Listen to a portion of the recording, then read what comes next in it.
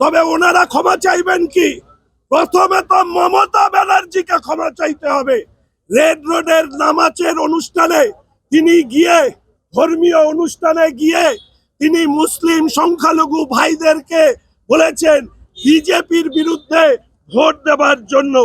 আমরা সব সময় কথা বলছি যে পশ্চিমবঙ্গের যে পরিস্থিতি তৈরি হয়েছে তার জন্য দায়ী হচ্ছে একমাত্র মমতা ব্যানার্জি।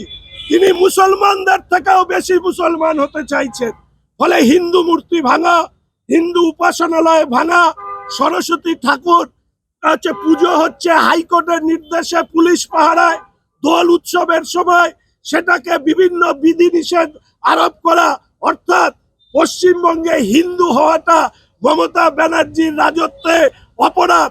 তাই আমাদের মাননীয় বিরোধী দলনেতা বলেন এটা হচ্ছে জামাতের সরকার